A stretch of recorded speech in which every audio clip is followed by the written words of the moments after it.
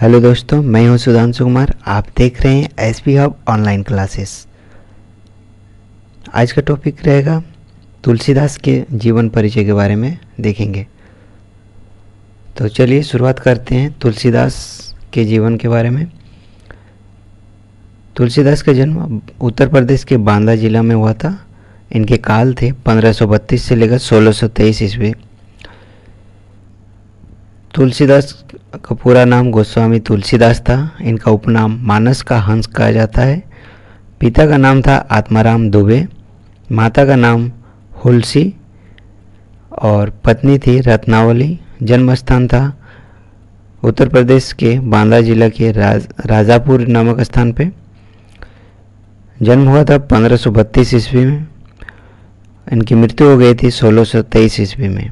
इनके गुरु थे नरहरिदास। इनके द्वारा प्रमुख रचनाएं हैं श्री रामचरितमानस, विनय पत्रिका, कवितावली, गीतावली और इनकी भाषा जिनके माध्यम से इन्होंने अपने ग्रंथ लिखे हैं वो अवधी और ब्रज भाषा में।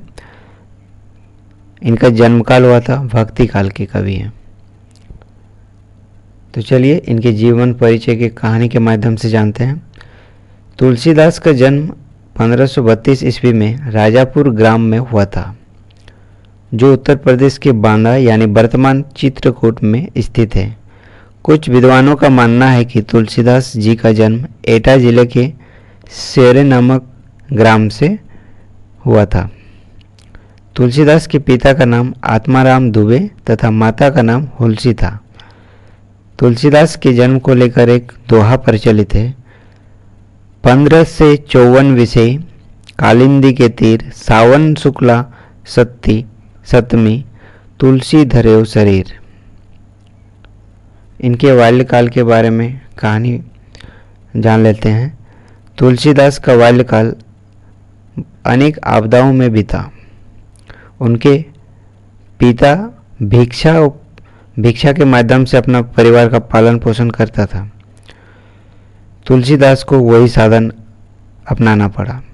कठिन अर्थ संकट से गुजरते हुए उसके परिवार में नए सदस्य का आगमन हर्षजनक नहीं माना गया और अभुक्त मूल नक्षत्र में पैदा होने के कारण इनके माता पिता ने इनका त्याग कर दिया था। सौभाग्यवश तुलसीदास की मुलाकात बाबा नरहरिदास से हुई। तुलसीदास का पालन पोषण भी बाबा नरहरिदास के संरक्षण में हुआ और बाबा नरहरिदास ही इनके गुरु हुए। गुरु से शास्त्रों का ज्ञान लेने के बाद ये काशी आ गए। तुलसीदास की मृत्यु 1623 ईस्वी में काशी के अस्सी घाट पर हुई और इनकी मृत्यु के संदर्भ में भी एक दोहा प्रचलित है। संवत 1680 अस्सी गंग के तीर, श्रावण शुक्ल सप्तमी तुलसी तज्यो शरीर। वैवाहिक जीवन और वैराग्य जीवन। काशी में इन्होंने परम विद्वान महात्मा शेष सनातन जी से वेद वेदांग, दर्शन, इतिहास, पुराण आदि का अर्जित अर्जित किया। 29 वर्ष की आयु में तुलसीदास जी का विवाह एक सुंदर कन्या रत्नावली के साथ हुआ। तुलसीदास अपनी सुंदर पत्नी से बहुत प्रेम करते थे। एक दिन उनकी पत्नी मायके चली गई और जब इनको पत्नी की याद सताई तो यह भी आंधी तूफान का सामना करते हुए आधी रात को ससुराल पहुंचे। लेकिन इस तरह आधी रात को पहुंचना पत्नी को अच्छा नहीं लगा। इस पर रत्नावली ने इनकी भर्त्सना की।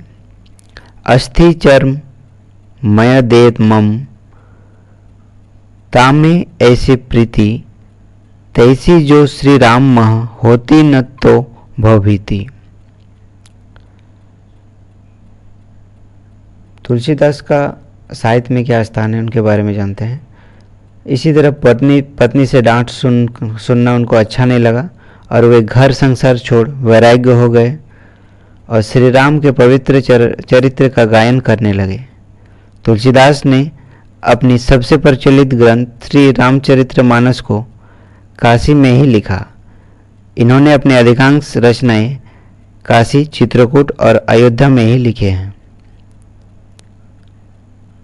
इन्हें आदि काव्य रामायण के रचयिता महर्षि वाल्मीकि का अवतार भी माना जाता है। श्री रामचरितमानस का कथानक रामायण से लिया गया है। रामचरितमानस लोक ग्रंथ है और इसे उत्तर भारत में बड़े भक्ति भाव से पढ़ा जाता है। इसके बाद विनय पिटक उनका एक अन्य महत्वपूर्ण काव्य है। महाकाव्य श्री रामचरितमानस को विश्व के 100 सर्वश्रेष्ठ लोकप्रिय काव्यों में 46वां स्थान दिया गया है। तुलसीदास की रचनाएं हैं।